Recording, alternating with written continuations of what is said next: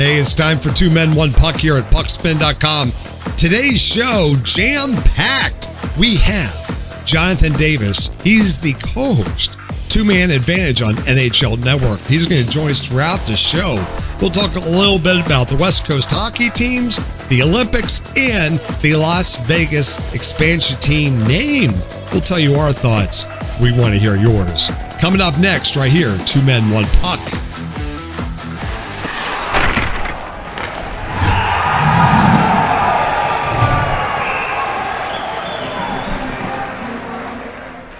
This is the Two Men, One Puck podcast from puckspin.com, Episode 2, originally recorded on August 15th, 2016. Two Men, One Cup is brought to you by PacificRink.com, makers of fine hockey apparel and equipment. Get 20% off by using coupon code PUCKSPIN at checkout at PacificRink.com. All right. Hi, everybody. I'm Craig Lukey, and this is Scott Zweibel. And who do we have joining us this week, Scott? Well, this week's guest on Two Guys, One Puck is JD, Jonathan Davis, Mr. West Coast Hockey from SiriusXM's Two-Man Advantage. Say hey, JD. Good evening, everybody. Thanks for allowing me to join this wonderful show. Very good. good. To have you on, my man. And hey, everybody on Facebook, we are streaming live to Facebook. We are watching the chat, so if you have questions throughout this show, please throw it in the chat. We're down to only a 6-second delay, and I'll try to get the questions in there. But go ahead, Scott. All right, Craig, we're going to have a pretty full 30 minutes tonight. We're going to chat about some West Coast moves by the Ducks. We're going to throw in some chatting about the World Cup upcoming, a little bit of Las Vegas banter as usual, and let's pour right into the Olympics. Everyone's talking about the Olympics. We got some serious hockey fans collecting some serious medals. Let's talk about Michael Phelps. Talk about Katie Ledecky. These are two big-time Washington Capitals fans, season ticket holders that are really racking it up for the U.S. From Maryland, let me point that out. From my home. Maryland would have won the Olympics this year. Isn't that crazy? Didn't need another state. That's crazy. Good. And 22 Michael medals Phelps for Maryland. Have a lot of time to enjoy his Caps games with his announcement that this is it for him for Olympic competition. So I guess I'll have plenty of time to watch Alexander Ovechkin and company for the rest of his life.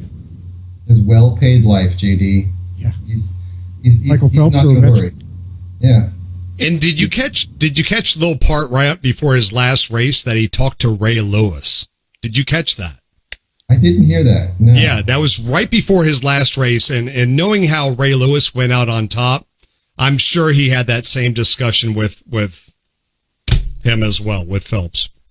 I just hope the discussion didn't go, Ray Lewis said, well, if you lose to the guy, we'll take him to the Super Bowl and we'll kill him. But, hey, that never happened, actually. Who knows? No, never. Not in the NFL. No. But So what about Katie Ledecky? I think she had a more dominant Olympics than anybody. I mean, did you see that 200-meter race where she won by about 7 furlongs? She could have won the Belmont Stakes swimming through water. It was amazing. And she's so young. She's got a ways to go. We have not seen the last of her. But can she play D or goalie? I mean, where would she play if she was a Capital? Come on, that's really the important question.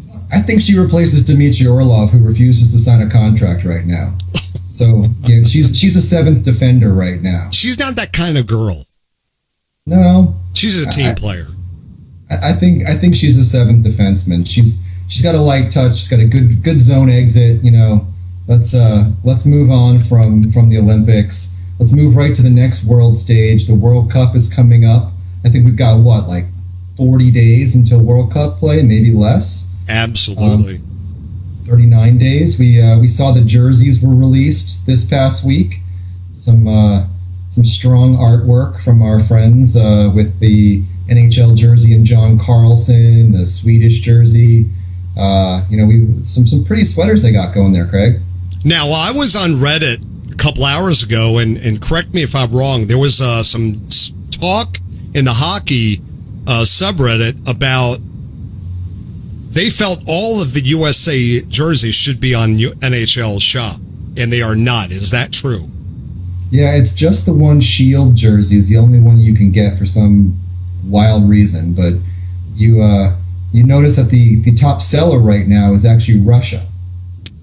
Yeah, I kind of figured that. Putin put in an order for about 2,000 for himself.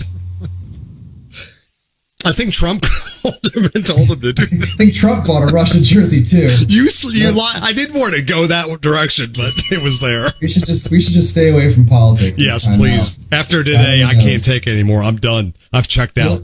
Hillary Clinton leaked it to somebody, but now, do you feel all the USA jerseys should be available though?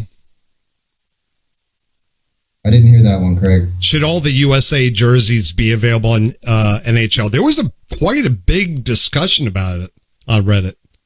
I think you should be able to get any sweater you want, actually. I mean, I like the Trey Kroner. I like Swede. Their light colored jersey's gorgeous this time out. Let's talk about who's going to win. Where's your money, JD? I mean, my money is still on Canada, but I'm very much intrigued to watch the 23 and under team. Just so much talent, and the way the game is today, the likes of Connor McDavid and Austin Matthews, it's just going to be a great team to watch.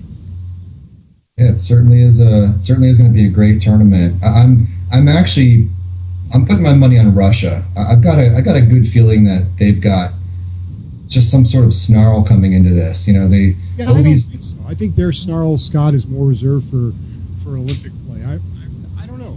Maybe I'm underselling them. I don't know how geeked up they're getting for this event, but definitely they come in with a very talented team for sure.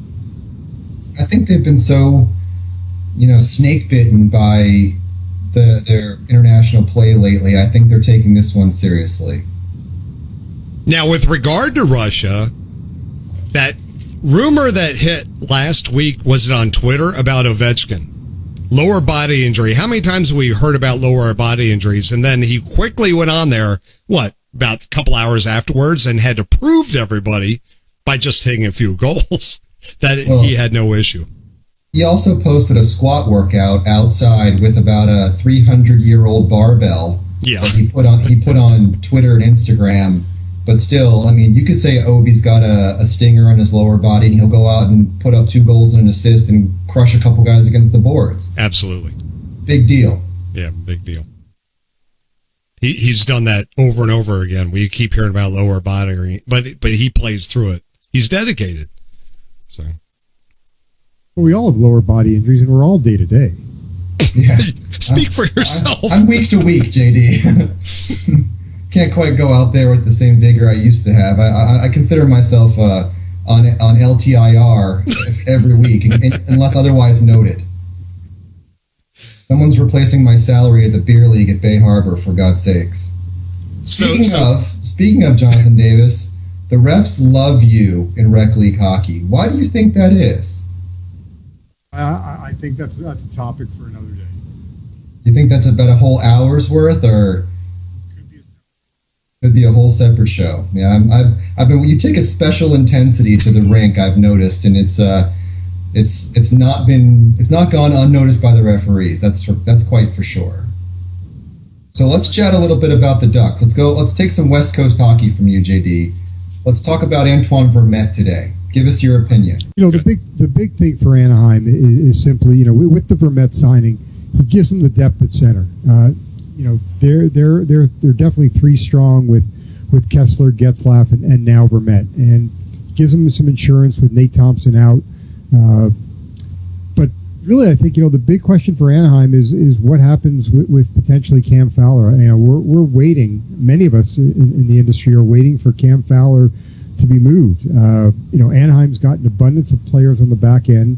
They need that top flight left winger. The deal that needs, that everyone, a lot of us talk about is, Toronto and Anaheim, who've been trading partners before, need to play let's make a deal again, and Cam Fowler to Toronto for James Van Riemsdyk. Their salaries are matched. They both have 2 years left on their deal. So while the Vermette signing I think is a good signing for Anaheim, they still need an elite left winger, something that Bob Murray has talked about for the last couple of years, something that they haven't had since Bobby Ryan left. And so I still think that it would not shock me to see Cam Fowler be moved before the start of the season. JD, how do you think all this interacts with Ricard Raquel not being signed yet? I don't think that that's much of a concern. They control his rights. I think what Bob Murray is doing here is that he sees potentially that window could be closing to some degree, because you've got Getzlaf, Perry, and Ryan Kessler all on the wrong side of 30, guys, and you bet they've got to make that move soon. And when you look at the division right now, no reason to think that San Jose couldn't finish on top once again, and I think is still the best team in that Pacific Division. So Anaheim's got to find a way to get better. Everyone's also still looking to the expansion draft 1 year later, and that's something I know we'll get into a little later. But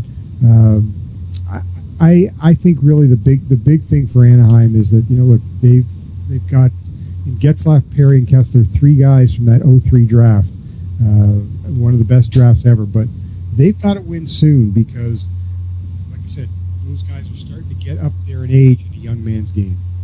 Well, I think 31 is not that old, especially for a competitor like Getzlaf and a guy that skates as well as Kessler, although they both had injury problems the last couple of years.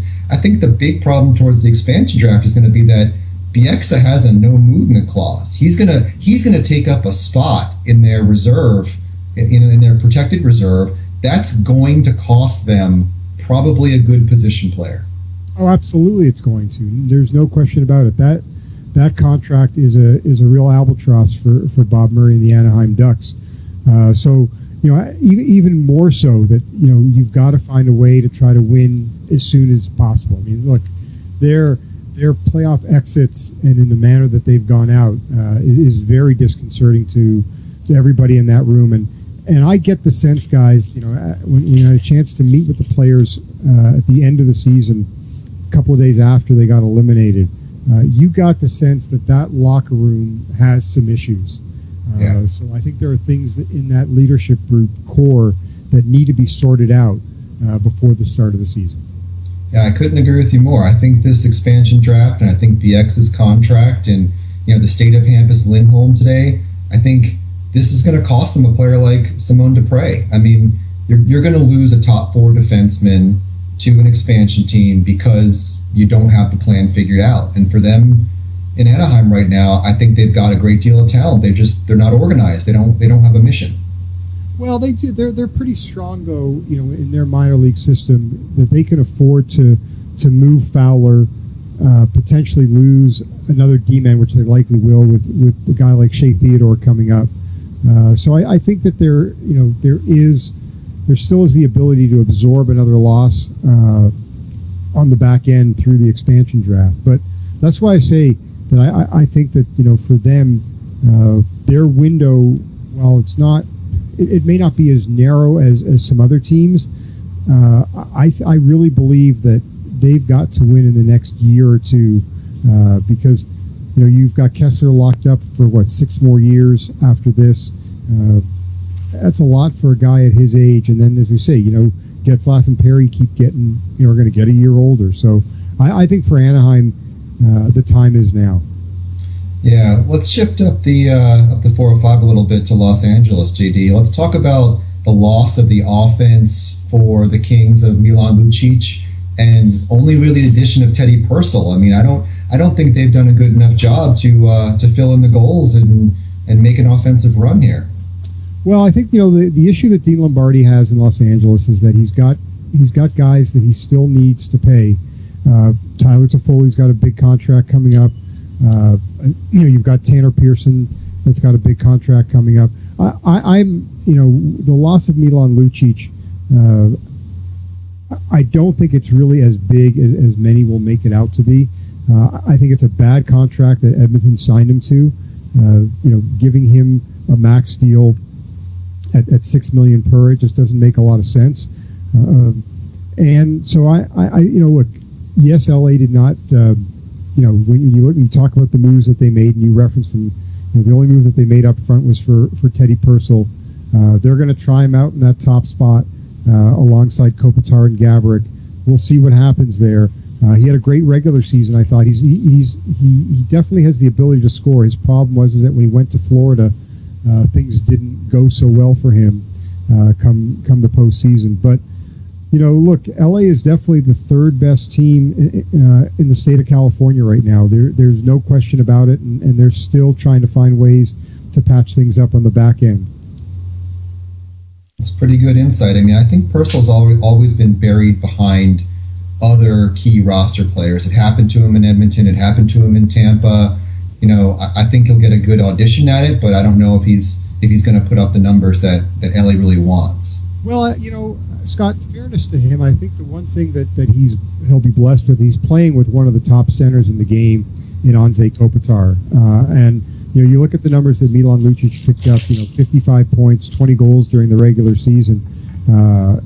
That's something that I don't think is really far-fetched for Teddy Purcell to do, to play alongside Kopitar. So it's really a matter of, really at the end of the day, when you take a look at what Milan Lucic did or didn't do, while his numbers were great in the regular season, he was non-existent come playoff time.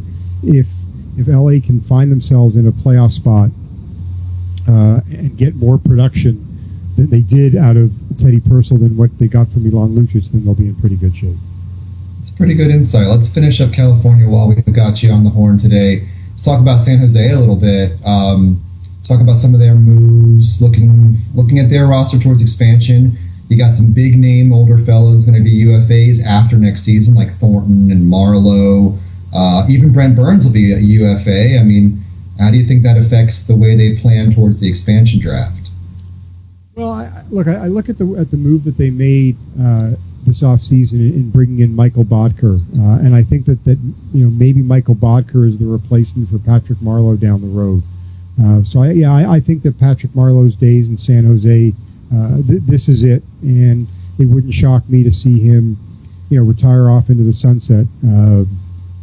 But I like the moves that Doug Wilson made last season, and for the first time in a long time, because I've been very critical of Doug Wilson over the past years come trade deadline. I think he's made a lot of marginal deals, a lot of deals that really just haven't helped his club. But bringing in Jonas Donskoy, the Paul Martin signing, I think was just. I think it surprised a lot of people of how effective Paul Martin was. I don't think we really gave Paul Martin enough credit for what he can do, and the job that he did in making Brent Burns a better player really can't be overstated or understated. And then the job, the signing of Joel Ward. So look, San Jose's in great shape. And then look, we haven't even talked about Martin Jones, who came over from Boston through from Los Angeles through Boston, and the job that he did last season, and in his first full year as a starting goaltender. And this is a guy that couldn't find a way to, there was no way he was going to supplant Jonathan Quick, but he's shown why he is a number one goaltender, and the great coaching that he got in Los Angeles from Bill Ranford and company to really make him that elite goaltender. They're in great shape. Brent Burns, well, I can't see any reason why he's not going to find himself a new deal sooner than later. I see his future definitely for the next couple of years in San Jose. And then the job that, the play of Joe Thornton last year just may have earned himself another contract extension. It's a very good point. I mean, I think, Joe's an avid competitor. He could probably stick around, not into Yager country, but I think he could easily be around 2-3 more years. And with the pieces they have with Logan Couture and Joe Pavelski, obviously, Burns is going to come back, or at least definitely be entertained for a decent raise. Like you said, Martin Jones, I think they're going to lose a decent young player. They're going to lose a Chris Tierney. They're going to lose a Melker Carlson. Say that 10 times fast. They're going to lose somebody like that to the expansion draft. But, if Bodker really holds up to replace Patrick Marleau, it's not going to affect him very much. Yeah, and look, in the case of Joe Thornton, the one thing that really changed for Joe last year, guys, was the fact that he didn't have to be the man anymore. There's no question about it. Joe's a guy that he loves to play the game, and I think the fact that he took that back seat to the younger guys in Joe Pavelski, who's not that young, and Logan Couture, played more of a secondary role, still put up unbelievable numbers this year, but the pressure of not wearing the C was a big thing I felt for Joe Thornton. And really, he truly enjoyed the game so much more, and it showed in his play on the ice. And I think that, taking that secondary role, I think is another factor in extending his career. Do you think growing that massive beard helped him? Do you think the mountain man look, there was some kind of karma in the beard? Was that it too? Well, I don't know if there may have been some, but not enough to propel him to a Stanley Cup final win. But look, he just looked like a different player, no pun intended. But being around him this past season, there was something different about Joe Thornton, and I really think that he allowed himself to feed off the younger players. And again, as I said, take that secondary role and bring in Pete DeBoer. Just what it did in that locker room as well. There, it's no knock on the job that Todd McClellan did, because I thought Todd did a great job, but there was so much drama behind the scenes with Joe having to have the C taken off of him, and Todd got kind of put in the middle on that. And I think that like we see in many industries, that guy at the top just after a certain period of time, it's time to move on. But it wasn't just Todd. I think the combination of a coaching change and truly a captaincy change made all the difference in San Jose. So I'll take that point one step farther.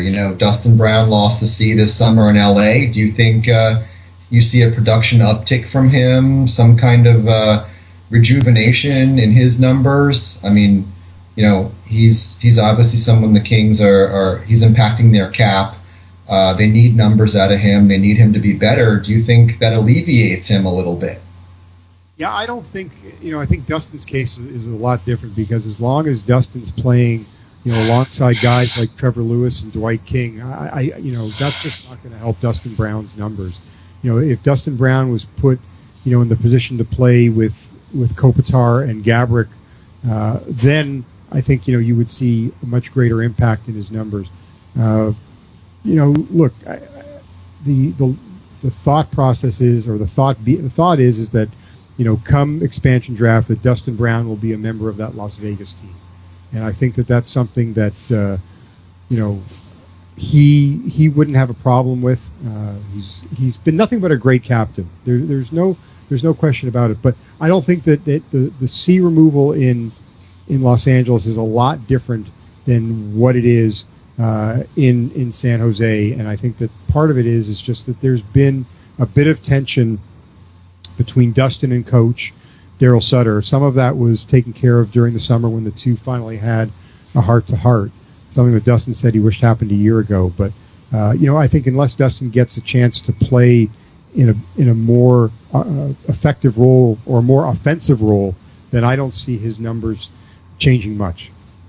So, going into that expansion draft, he has a modified no-trade clause. And as per the last negotiations going into this expansion draft and the last ratification of the CBA, anyone that has a no-movement clause, modified no-trade clause, or no-trade clause currently does have to be protected by the team that owns them. So you're saying that Dustin Brown's going to be okay going in and waiving that NTC? Yeah, I believe so. It wouldn't surprise me. Look, maybe things have changed in the last couple of months, but the impression that I get from people that I've talked to close to Dustin, he would have no problem going to Las Vegas, because I think the thing is that look, he could finish his career out there. He wants to stay close to Los Angeles. If he doesn't want to have to go east. He wants to be able to keep his kids close to him, keep his kids in school in Los Angeles. So the move to Vegas would still allow his family to be close to him. And yeah, he would have no problem being exposed in that expansion draft. At least that was the impression that I got, maybe in the last month or so. Well, that's pretty good insight, JD. Let's move off the possible players they're going to be going after and talk about the name of the team, which we don't even have one yet. It looks like Red Hawks, Night Hawks, Desert Hawks, anything Hawks is all off the table. They were kind of hawkish about the name, and I don't know. No one liked it. Twitter hated it.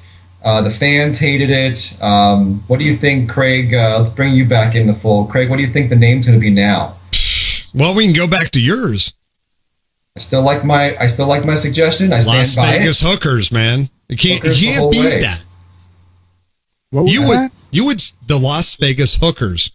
Oh, okay. You would sell so many jerseys. Let's get down to it. It's a branding thing. You would make so much. I did the logo, the logo with the girl silhouette, and she's got the stick and the hooking motion. Absolutely. It's 2 minutes for hooking. It works. How much would that cost? At the Bunny Ranch. 2 minutes, and you multiply that by an hour, you're looking at about $8. So put $8 in the jar every time you get a hooking penalty. So you're saying the Hawks things is out, right? And Hawks are out. Okay, so let's get. Man, we had this discussion how many months ago? So what are we down to now? I've heard they're back on Scorpions. No, I don't like that. There are no Scorpions there. Yeah, you gotta go to New Mexico for a Scorpion. in Phoenix. So they got Aces still. They're still talking about licensing the Aces name, even though there's been a baseball team, a minor league hockey team, and somebody else that have all been Aces. What do you think, Jonathan? For me, guys, it's not. I just don't give it a lot of thought. But I'm. I don't know. I'm ambivalent, to be honest with you, on the topic. It's just not something that. Tell me what it is. I don't really have a great I have no allegiance to the area, so for me, I hate to. I just don't really. I don't have much of a thought on it right now. I mean, I've been there a bunch of times. I've been out to the Lake Mead. I've rented houseboats out there. I've actually gone beyond the Strip. I mean, there's plenty of rattlesnakes. I don't know. There's coyotes, but that's already taken. There's wild horses. I don't know. For a licensing fee, the coyotes might sell their name. I mean, yeah, for the right amount of money. They've sold everything else. I mean, it's a team of dead contracts pretty much right now. I just would not want it to be something related to gambling personally. Well, there's an internet thread on Reddit. I love it. It's building steam.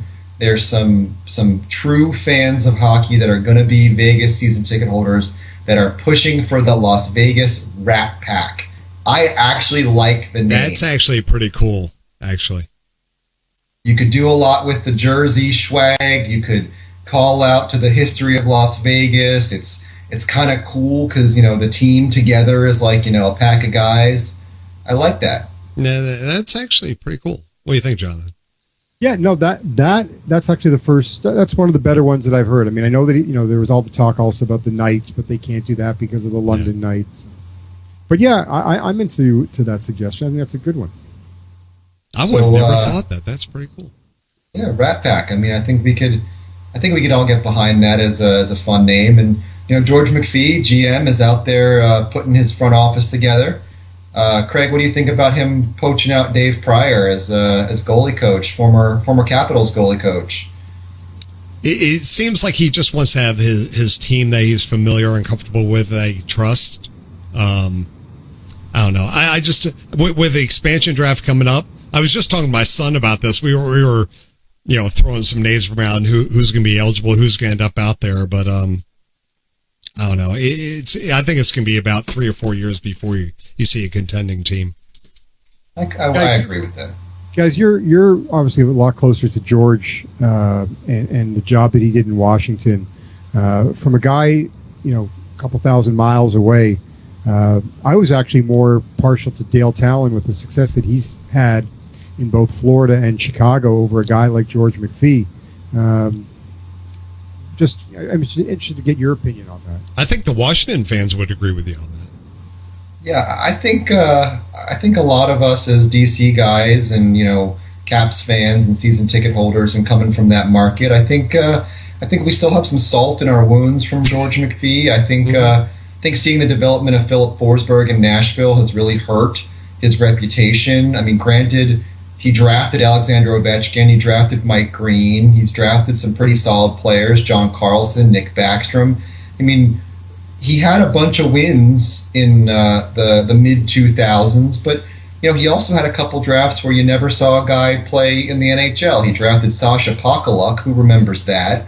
He drafted a lot of guys that didn't want to play in Washington. Yeah. He made some pretty weak trade deadline trades, and the Scott Walkers and the Scott Hannons and Joe Corvos of the world that were supposed to come and improve a team going into the playoffs, and then the Caps would fall flat. So I think anyone in the DC market's going to tell you that when George had to get a win, when he had to use a number one pick, somebody like Alexander Ovechkin fell into his lap. It wasn't a hard decision.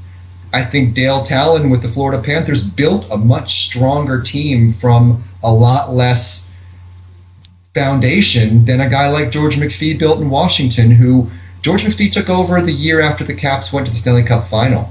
He was kind of given a better foundation, and we lived through him spawning off Peter Bondra, Olaf Kolzig, Dale Hunter. He just piece parted off the entire history that we loved with the Washington Capitals. And I still think you're going to find a lot of people in DC hold a grudge against GM for that. So were you guys surprised when he got the job over some of the other candidates like a Dale Talon? I wasn't surprised because of McPhee's connections. He's consulted with a few big name organizations the last couple of years since his firing in DC, quitting the job, firing whatever him and Ted Leonsis worked out. He's brought a couple players full circle in that time as a consultant. So I think his clout earned him the job more than the last couple of years of his decision making. And to tailboard onto that, I think from the marketing standpoint, it did create some excitement for the team going forward, because there was a lot of press over it and people got excited, except for the people in our region. Yeah, I think that the DC people had a lot to say. Yeah, I didn't see anybody locally saying, oh, wow. It was basically people on the West Coast that were all excited for some reason. So. And the funniest thread was the guy that suggested, I think when we posted it, Craig, this one guy suggested that McPhee put the team together in Vegas, trade for Philip Forsberg, then trade the Capitals Philip Forsberg, and then he can just sign Martin Erat out of retirement again. Yeah. If he wants Martin Erat that badly, you can have him back. I think he's probably hanging out and playing golf in Arizona now, but I thought that was hilarious the way that one fan had framed it. Yeah. Well, guys, this is really good. Let me just take a quick break here to talk about one of our sponsors of the podcast, PacificRink.com.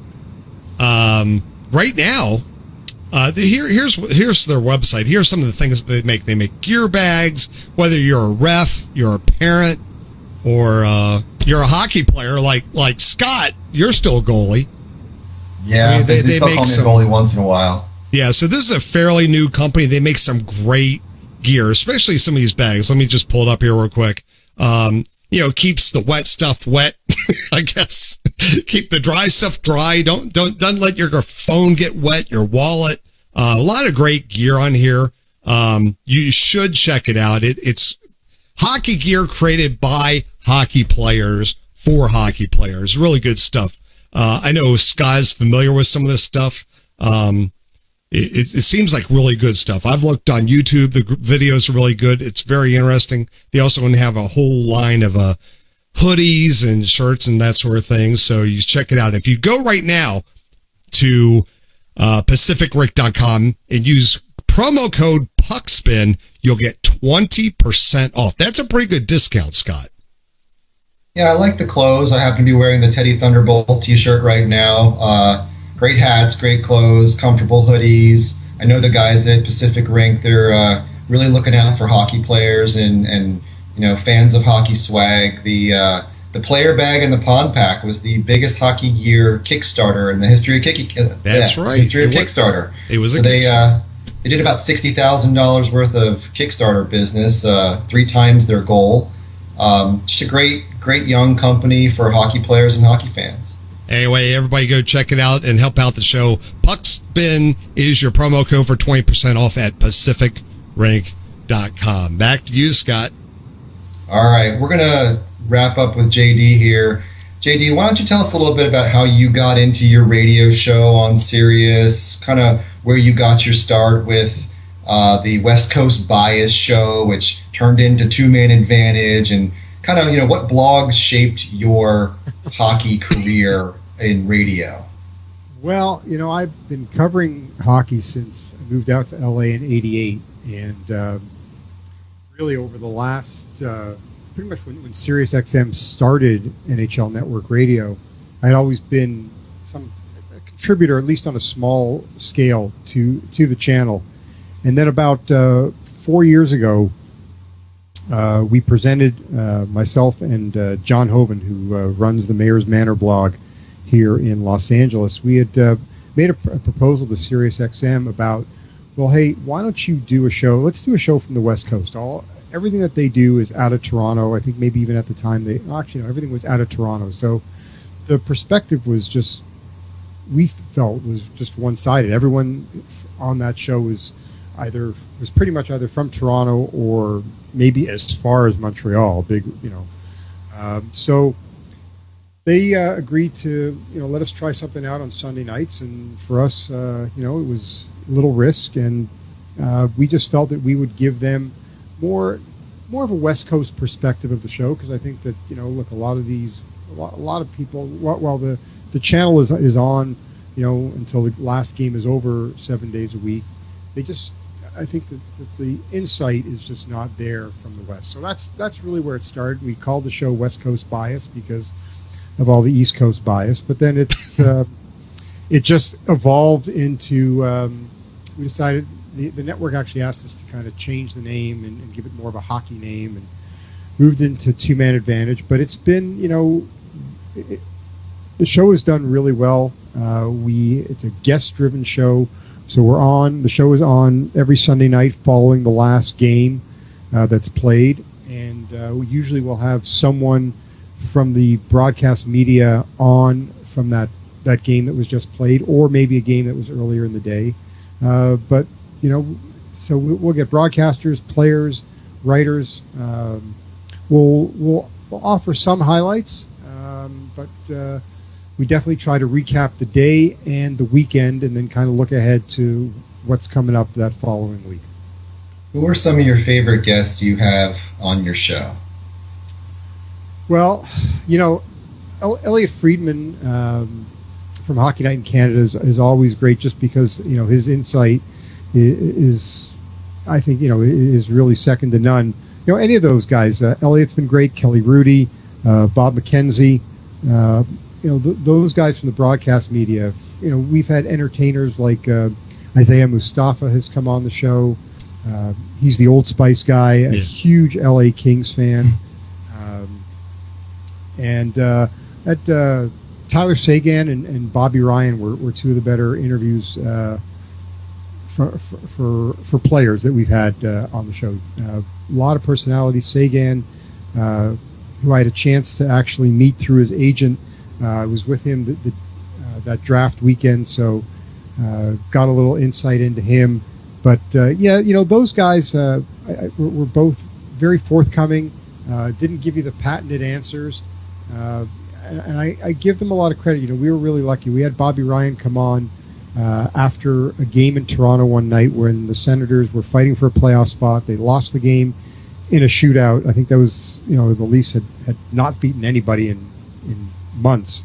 But it was really great that Bobby came on, and he didn't pull any punches. And so those two guys are, from the player standpoint, are two players that have stood out. And then I guess to wrap it up, locally, both really the California teams have been super cooperative in providing us with players, and their broadcasters have been great. Steve Carroll from the Ducks Radio is a regular to the show.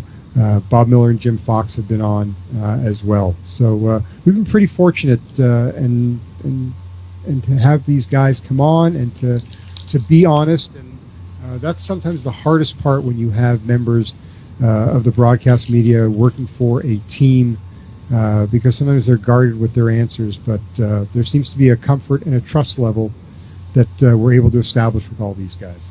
When you interview the Old Spice guy, how does that go? Do you talk about him and his girlfriend as Kathy Griffin or what? We talked about, just his whole, how he got into hockey. He talked about the fact that his girlfriend had dumped him and he was sitting at home all depressed, and he just turned on hockey and he couldn't stop watching. And, he became a King season ticket holder. And he's pretty passionate. We'll see him at the games all the time, and he's actually made his garage into a hockey rink. It's pretty cool. That's cool. Wow. Yeah. Wow. There's something you don't know. Yeah, it's been a lot of fun, and I think that we've tried to bring in an audience that I think that the channel just may not have had before, because I think we bring that different perspective. I'm watching. I watch every team, and I'm watching games 7 days a week. It creates problems in the house, but starting at 4 o'clock till 10 o'clock, I'm watching everybody. But having the ability, to be up front and to be able to go down to Anaheim or Los Angeles or from time to time San Jose, we get those three teams. We developed a lot of close relationships with players on those three teams, and then still getting a chance to see a lot of guys from other teams. We get 3 times the chance to see players from the East Coast and develop those relationships as well. And then the key thing also is agents. There are a lot of agents out here. You've got Pat Brisson, who represents CAA or who works for CAA, and he's got Crosby and Taves and Kopitar, and now Tyler Toffoli and Malkin. And you've got Alan Walsh, another agent out here, and then you've got Eustace King, who represents Wayne Simmons, Neil Sheehy, and they're all. So you've got a lot of big agents out in the California area as well, and so that's really helped in just establishing. Not only you get a different insight and relationship with them and the players being so close. We know you watch a lot of hockey. We know you do a lot of reading up for the show. I know you're really into a bunch of blogs. What are your favorite writer perspectives to go to on the internet, like Kukla's Corner or say the Battle of Cali, guys like that? Who are some of your favorites? Well, I mean, for me, I think what I do is I make sure that I read Elliot Friedman's 30 Thoughts every week. That's definitely a must read for me. And so I'm more following guys like, I'll follow guys like Elliot and Bob McKenzie and Darren Dreger over at TSN, Dennis Bernstein and Dave Pagnotta from the Fourth Period magazine. Fourth Period, yeah. Great job. And Dave is a guy that, if you ever had a chance to spend maybe even 30 minutes with and you had his cell phone in your hand, I think you'd be shocked at all the numbers that are in there. He is a wealth of information,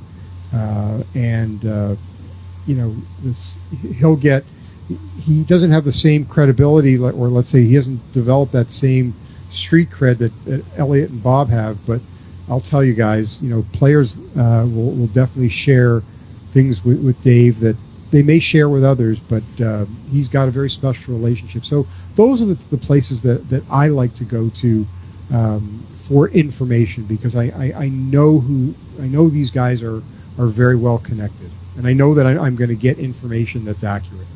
I love the Fourth Period, JD. That's a great site from a player's perspective, from a hockey lifestyle perspective. You get to see what these guys do off the ice. They want to have fun. The photo shoots are fun.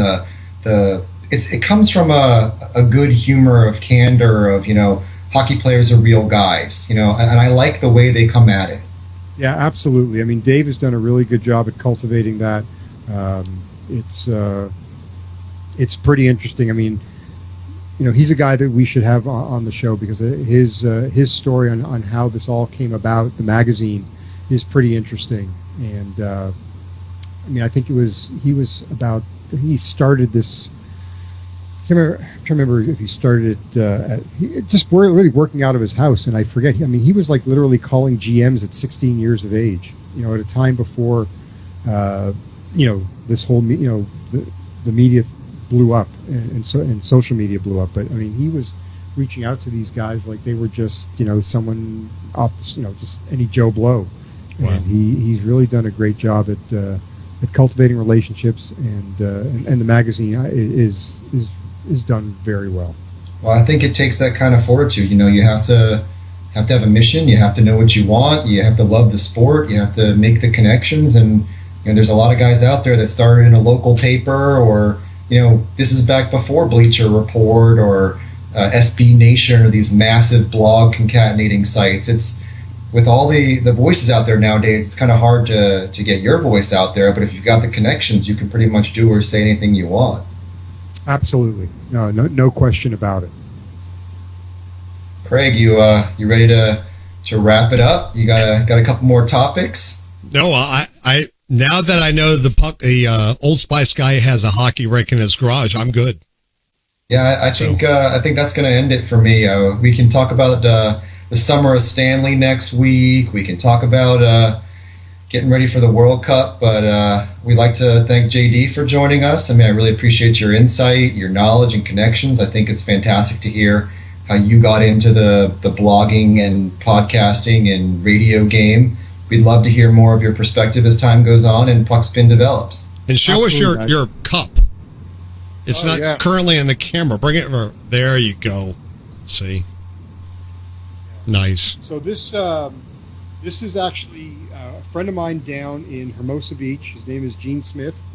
Has a company where he has the rights to the Stanley Cup here, and I got this cup from him, and I've had players over the years who have won the cup sign it for me. Wow. When the Kings won, did you take your cup to the North End and try and get some free drinks?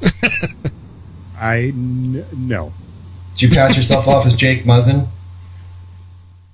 I did not, but we can get into a story like that next time. Yeah, and I'd like to also tell the story of the one time people mistook me for Roman Hammerlick. That actually happened.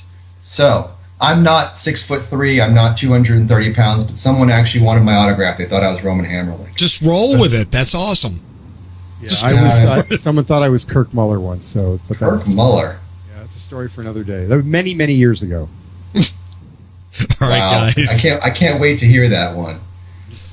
Well, we'd like to thank you for coming on. We'd like to thank Pacific Rink for hooking us up. And Craig, as always, it was a blast. Yep, awesome. Great time, guys. I'd like to thank thanks, folks Craig. on. Appreciate it.